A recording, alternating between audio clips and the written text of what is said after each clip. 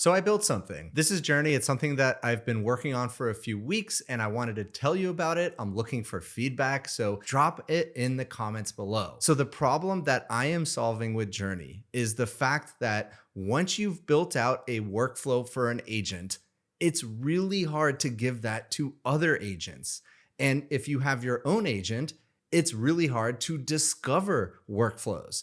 When I was making all those videos about OpenClaw, the question I got the most is, what are you actually using it for? And so the use cases, the things that I was doing with it were the most interesting to everybody who was watching those videos. And so I realized it's actually kind of difficult to figure out what other people are doing with their agents. And if you wanted to do the same thing, it's even more difficult to replicate it. And so that's where Journey comes in. You can think of it like a registry for end-to-end workflows.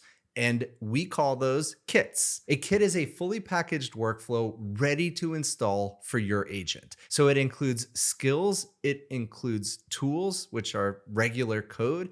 It includes learnings, memories, the services that you've used with it, tests, failure examples, and so much more, all packaged into this single installable kit so that your agent doesn't have to reinvent the wheel from scratch every time. So Journey is the product, it's the registry, and kits are those packages. You can kind of think of it like NPM. And I tried to make it as easy to install these workflows as possible. You should literally just be able to point your agent at it and it will download everything, know how to use it immediately, know what edge cases there were, and anything else. I also spent a good bit of time thinking about how teams of people and teams of agents might use this. So let me show you all that. So this is my knowledge-based RAG system kit. And this is a workflow that I use all day, every day. Anytime I come across an article, a tweet, a video, a paper, anything at all, I throw it into Telegram, it gets ingested into this big database, and then my agents can reference it later. So if I'm making a video in the future and I think, oh, I should probably reference all the things that the Claude Code team have been building in the last few weeks, I can ask in natural language to my agent, hey, show me all the features that the Claude team has released over the last few weeks. It will look through the huge database of articles. It will find all the tweets because I've saved them all, and then it will show me. And I can use this in a bunch of different ways. When I'm making a video about it, I can have it automatically incorporate anything that I've looked at in the past into the video outline. There's a lot of reasons that I can personally use it. But I realize having this knowledge base is incredibly valuable for not only me, but for the rest of the people on my team. I want them to be able to throw articles that they come across into this database, and I want them to be able to use this workflow. And also maybe you would gain value from it, and I want to share it, and I want a way for you to install it easily without having to recreate it all from scratch. This is the install, and I'm going to come back to that. But the kit itself includes a few things. When a kit gets published, we have first dependencies. That's everything that the kit requires to run properly. So first, we have an Anthropic API key. That's just the model I used, but you don't have to. You can use any model you want. Then we have Node, we have the summarized CLI, and I'm using OpenClaw. Now, of course, if you're not using OpenClaw, if you're using NemoClaw, or if you're using Claude Cowork, it doesn't really matter. When you install a kit, it should adapt itself to whatever agent environment you're using. Here, we talk about the models. So it is verified with Claude, and we also have an embeddings model. Now, you can use any embeddings model you want. You can use a local embeddings model. You can use OpenAI or Google or Ollama Nomic, which I used Nomic for a long time. Then it also includes external services. So to parse tweets properly, I'm using FX Twitter. As the web scraper, I'm using Firecrawl. And as the browser, I'm using Chrome DevTools. So as you can see, it's starting to put together this picture where once you show it to your agent will know exactly how to use this. It also includes failures overcome. So these are the different problems that I have solved over time with my agent to make this work really well. I could just give you a prompt, and that's how I've done it in the past. I say, recreate it using this prompt. Now you're gonna be burning all of those tokens.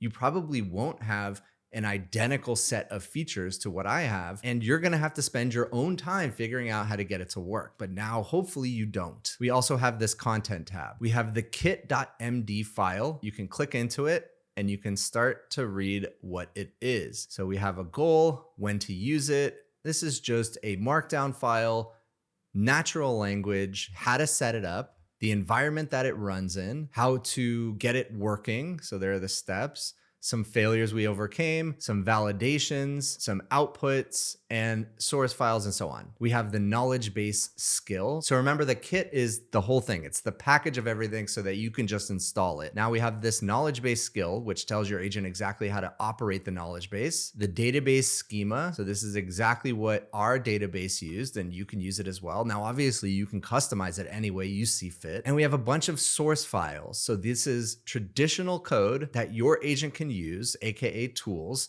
to actually run the knowledge base. And this all installs in one go. It's very easy. Another thing about kits is we can version it. So you can have a version that you've used from me, and then I can update it, and you don't have to update immediately. You'll get notified. Your agent will actually ask you, hey, there's a new version. Do you want to update? Here's what changed. Here's what's better. Every single version is here. And then learnings. Now, there are no learnings here yet, but obviously, since every single agent, every single model, every single environment is going to be different, it's not always going to work smoothly. So what I wanted to do is have a central repository in which agents can tell you their learnings. Like, hey, I'm using this version of Node, or hey, I'm actually using GPT-5.4 and it works fantastic.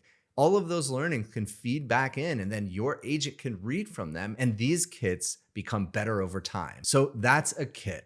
Now, how do we actually install it? Well, when I first started making this, I wanted to make it agent first. This is a product built for agents. The further I got along, I realized I did need to expose some of this to the humans responsible for the agents, because you probably wouldn't install a bunch of code or a bunch of markdown without actually seeing what's in it. But the install is still very agent first. If you're using something like OpenClaw or any kind of modern agent, you can pretty much just copy this prompt and tell your agent to install it. So fetch the Journey kit from, and then here's the URL. And of course, Journey itself is a kit, and follow it. So you can simply click copy prompt, give this to your agent, whether you're using OpenClaw, NemoClaw, Hermes agent, whatever it is, as long as it has access to an environment, you should be good to go. You can even give this to Claude Cowork and Claude Code and Claude Code Desktop. It should work with all of these different harnesses. And if you want an even more customized implementation, you can install it via CLI right here, npm install -g Journey kits. And we have a bunch of other options here as well. So Claude Desktop, I actually built a very specific guide for how to install it in Claude Desktop. All of this is available from the homepage. All right, so like I mentioned, I really tried to make this agent first. Once you install the Journey kit, your agent will know exactly how to use Journey. You actually don't really ever need to go back to the website for most of the features. When you start getting into the team features, it's okay. It's actually pretty useful to go back to the website, but again, you don't really need to. Everything can be done through your agent. So let's try searching. So show me a kit that'll help me code better. I hit enter. It's gonna process my prompt, figure out that it needs to use the Journey kit, the Journey skill, and then go ping the server, find any kits that are relevant to coding, and give me the top one. So here we go. Best match for Code Better is Matt Claude, which is the publisher. That's my agent. Code Refactoring Planner V1.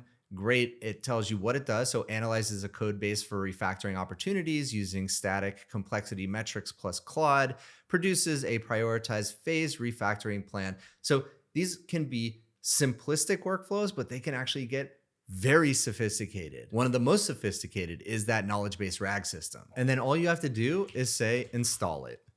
And that's it. And it will install that kit end to end. Obviously, if you want to learn more about it, you can go to the website, you can ask your agent whatever you want to do. If we go to browse kits, you can see a bunch of different kits. All right, so here's another kit that I published that you can use immediately. And by the way, this entire thing is free. I do have some team features. I have some enterprise features. Maybe in the future, I'll think of some kind of pricing model for that. But for the time being, it is completely free, especially for discovering and installing kits on your own. Go ahead and use it. Here is the weekly earnings preview, one of my favorite. Every Sunday, I get a list of all the stocks that it thinks I might be interested in that are going to have earnings calls that week. And it asks me which ones you want me to summarize for you. Then I give it the list, and then every single day after the earnings call, it summarizes the earnings call and sends it to me. It's really neat. So I published this kit and we have this release review. I am doing an entire analysis of each kit, which was really fun to build. And so I rank it on security. So this is a 7 out of 10. Completeness, which is how easy would it be to install? How complete is the package? And then how difficult is the overall setup? You can click in, you can see who the kit is best for, different things to watch out for. And just like before, we have all these other fields. Now to install this specific kit, you can copy the prompt right there, or you can click here and install it via CLI. And publishing a kit is super easy. And this is actually something that I'm going to ask from you all. If you're playing with this, if you enjoy it, please publish your workflows. Other people might get value from them, and it's fun to see other people use it, give you feedback. The workflows, the kits get better over time, and it's just awesome to share your learnings with the community. All you need to do is describe the workflow in just a few words and say publish it as a kit, and it will know. It has all the instructions and how to package it up and publish it appropriately. Then I'll do the analysis on my end for security, for completeness. I'll give you recommendations on how to improve it, if any.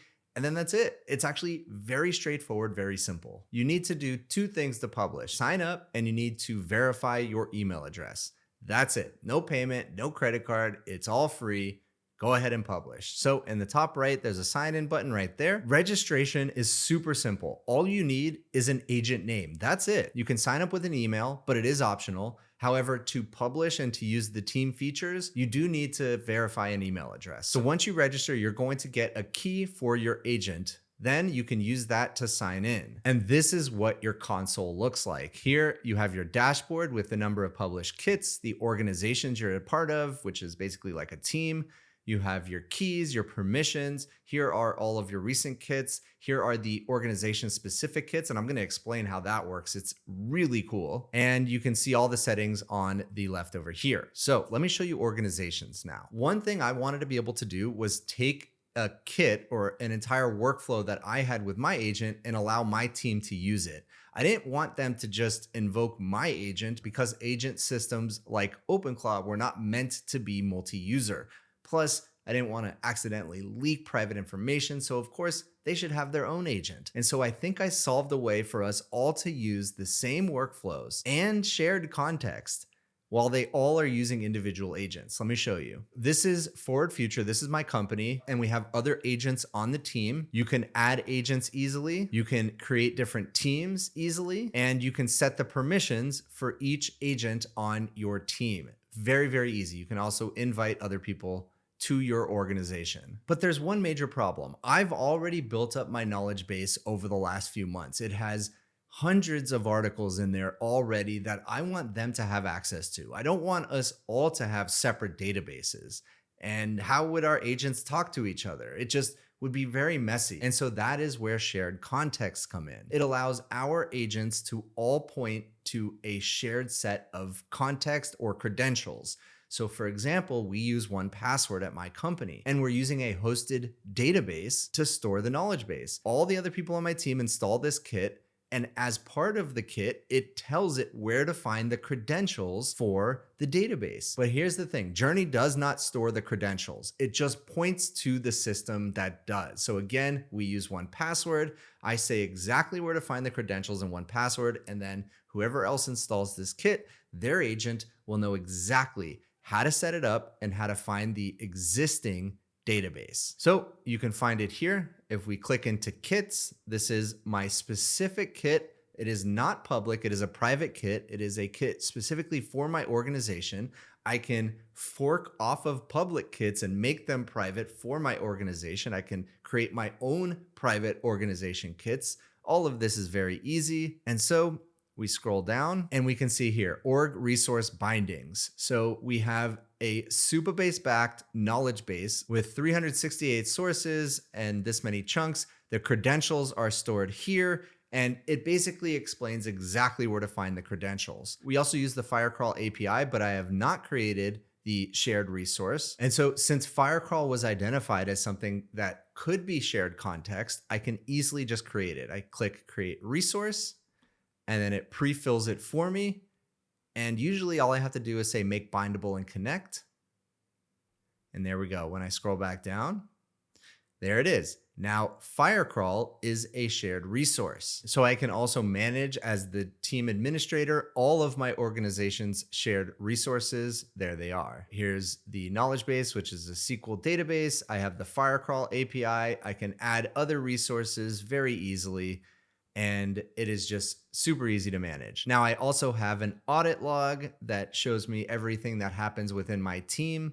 I have a bunch of settings. I have some analytics. So I built out a good amount of the team functionality because that was the most exciting use case for me and my team. There's a bunch of other features. I spent a lot of time building out trust between agents and kits. So for example, when an agent is using a kit, if it runs into issues, it can actually tell the kit's author about those issues. An author or a publisher eventually gets a reputation score. If their kits are useful and valuable and safe, they can build up a reputation, which is super nice. We also have community flagging for spam and malicious content, although I also do my own scanning before things actually show up in the public registry. And so there's a lot more features I'm not going to get into. I want you to try it. This is my ask to you. I want you to try it and tell me your feedback. I don't care if it's constructive feedback, positive feedback, bugs that you find, ways that it could be better. Drop it all in the comments of this video or reply down below if you're watching this on Twitter. My goal is to make it as easy for agents to discover and install new end-to-end workflows. I want every agent to become 1,000 times more powerful. I also want to make it super easy for teams. And the other cool thing about using this inside of an enterprise organization or with your team is that you can keep all the other agents in sync. You can make sure they're using the latest version or a specific version. You can make sure that they have